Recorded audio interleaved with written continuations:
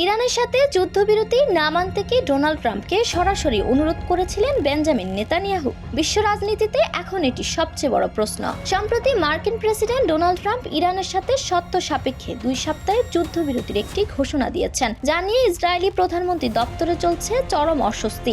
যদিও প্রকাশ্যে নেতানিয়াহু ট্রাম্পের এই প্রচেষ্টাকে সমর্থন জানানোর দাবি করেছেন, তবে পর্দার আড়ালে চিত্রটা ভিন্ন।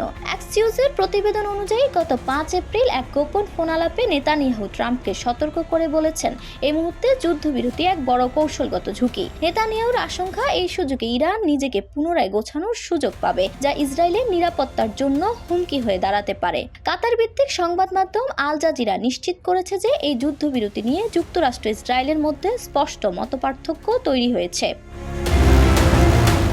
নেতানিয়াহু মিডিয়া প্ল্যাটফর্ম এক্সে লিখেছেন, তাদের লক্ষ্য ইরানকে পারমাণবিক ও সন্ত্রাসী হুমকি থেকে মুক্ত রাখা।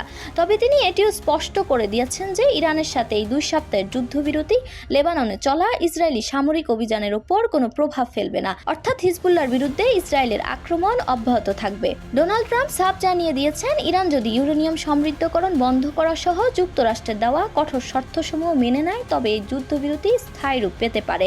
অন্যদিকে নেতানিয়াহু 11 এপ্রিল ইসলামাবাদে হতে যাওয়া আলোচনা নিয়ে সন্দিহান। তিনি মনে করেন ইরানকে ছাড় দেওয়া উচিত নয়। সব মিলিয়ে ট্রাম্প যেখানে আলোচনার মাধ্যমে সমাধানের পথ খুঁজছেন, সেখানে নেতানিয়াহু এখনো সংঘাতের পথেই অটল। ওয়াশিংটন ও তেল আবিবের এই বিপরীতমুখী অবস্থান মধ্যপ্রাচ্যের এই পরিস্থিতিকে কোন দিকে নিয়ে যায়, সেটাই এখন দেখার বিষয়।